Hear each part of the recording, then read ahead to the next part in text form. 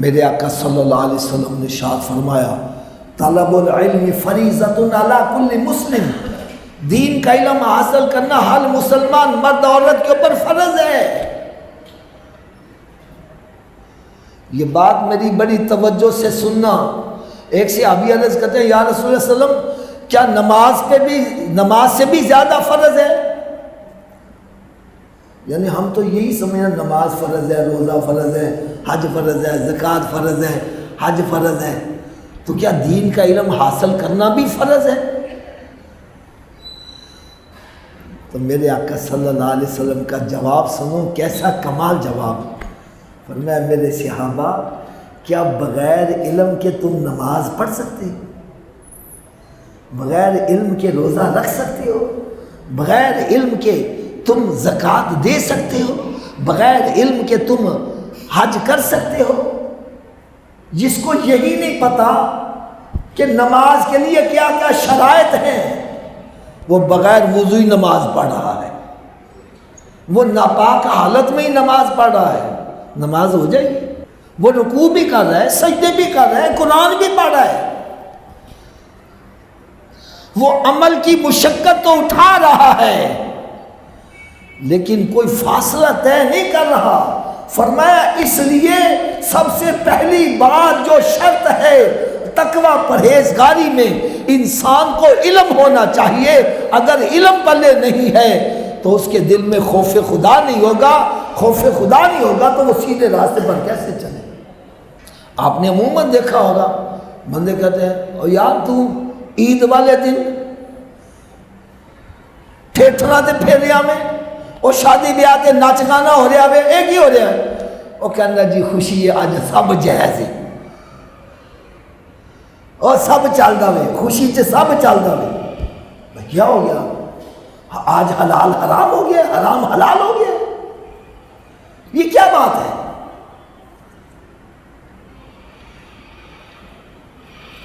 یہ صرف دین سے دوری کا نتیجہ ہے، علم نہیں ہے، حرام حلال کی تمیز نہیں ہے، اور خدا کی قسم اس کے ہمیں اس قدر سزائیں مل رہی ہیں۔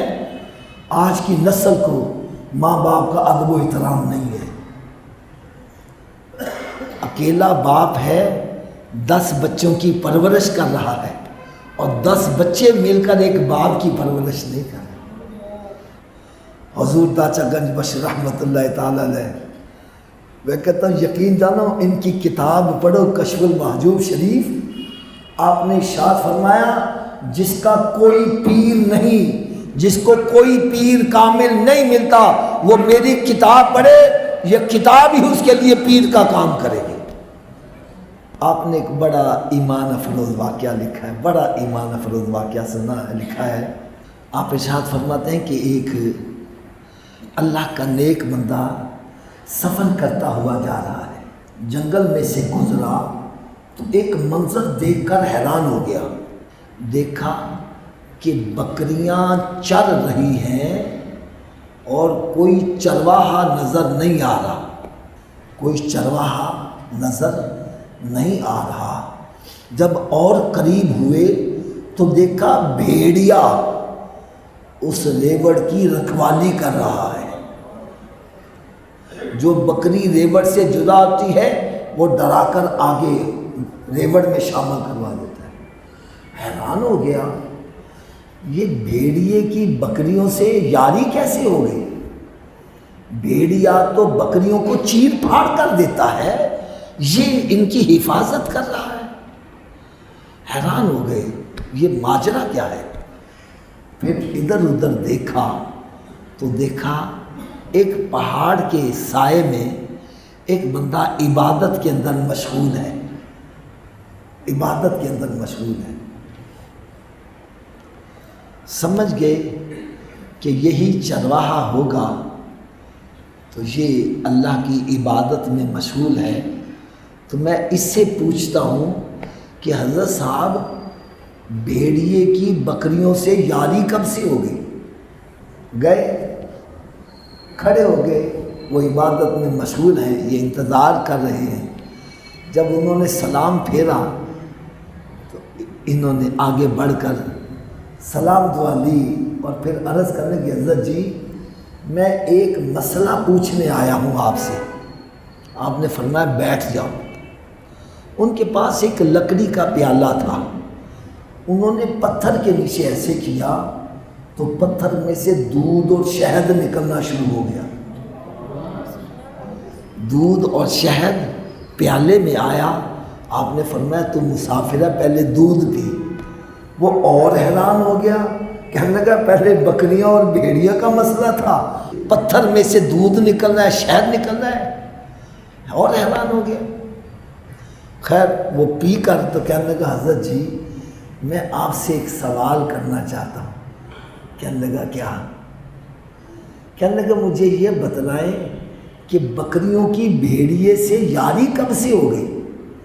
فرمایا جب سے بکریوں کے مالک کی رب سے یاری ہو گئی، رب تعالیٰ نے بھیڑیے کی بکریوں سے یاری کروا دی۔ اور جہاں میں ایک بڑی کڑوی بات کہنے لگا ہوں، پتہ نہیں میری بات یہ سن کر کس کس کو پریشانی ہو جائے، یاد رکھو اللہ کا دوست کون ہے؟ قرآن مجید فرقان حمید میں رب تعالیٰ نے ارشاد فرمایا قل ان کنتم تحبون اللہ فاتبعونی یحببکم اللہ۔ فرمایا میرے پیارے حبیب صلی اللہ علیہ وسلم اعلان کر دو جو دعویٰ کرتا ہے میں رب سے محبت کرنا چاہتا ہوں، فرمایا کہ وہ تیری اتباع کرے گا تو میں خود اس کو اپنا محبوب بنا لوں گا۔ یعنی اس کو میں اگر اپنے الفاظ میں کہوں، میں دعویٰ کروں کہ مجھے رب سے محبت ہے، یہ کوئی کمال نہیں ہے۔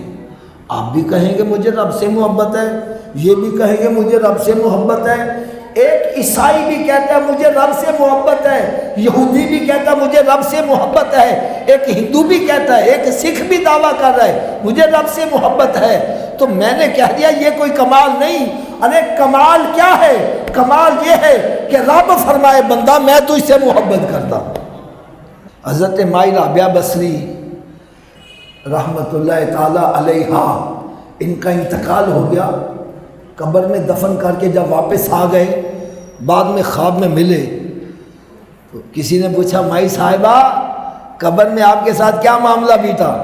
کہنے لگے تم دفن کر کے واپس چلے گئے، میرے قبر میں فرشتے آئے، انہوں نے کہا مر رب کا ماں دینوں کا، تیرا رب کون ہے؟ کہنے لگے میں نے ان سے کہا میں تو ساری زندگی رب رب کرتی رہی، اب اس سے بھی پوچھو اس نے بھی مجھے کچھ مانا ہے کہ نہیں مانا۔ ارے کمال یہ ہے رب کہے اے بندے میں تجھ سے محبت کرتا ہوں۔ اور یہ کب ہوگا؟ فرمایا بندے تو مجھ سے محبت کا دعویٰ کر، میں قبول کروں یا نہ کروں، اور اگر تو میرے محبوب کا غلام بن جائے گا میں خود تمہیں اپنا محبوب بنا لوں گا۔ اب سرکار کی اتباع کون کر رہا ہے؟ آج ہم یقین جانو قرآن پاک سے ہم دور ہٹے، نتیجہ کیا نکل رہا ہے؟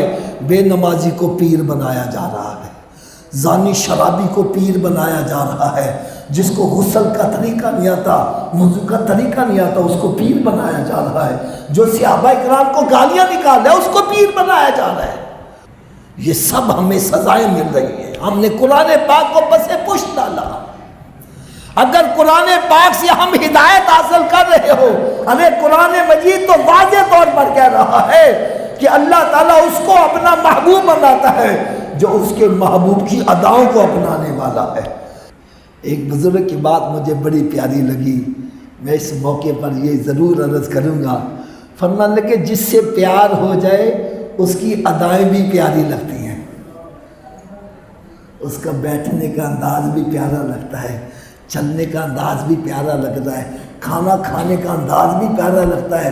رب تعالیٰ نے ارشاد فرمایا مجھے اپنے محبوب سے اتنا پیار ہے، اتنا پیار ہے کہ مجھے اس کی ہر ادا بھی پیاری لگتی ہے، اس کا کھانے کا انداز پیارا لگتا ہے، اس کا چلنے کا انداز، اس کا بیٹھنے کا انداز، اس کا بازار میں جانے کا انداز مجھے اتنا پیارا لگتا ہے کہ جو میرے محبوب کی اداؤں کو اپنائے گا میں اسے بھی اپنا محبوب بنا لوں گا۔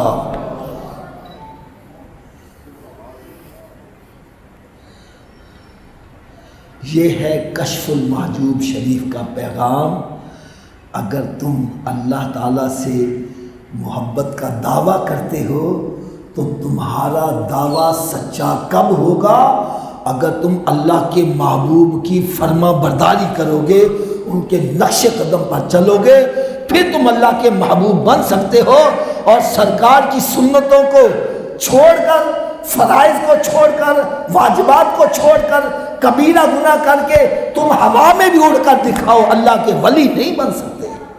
علامہ اقبال رحمۃ اللہ تعالی علیہ نے اسی کو اپنے شعر میں اس طرح سمایا ہے کہ محمد سے وفا تو نے تو ہم تیرے ہیں، ارے یہ جہاں چیز ہے کیا لوح و قلم تیرے ہیں۔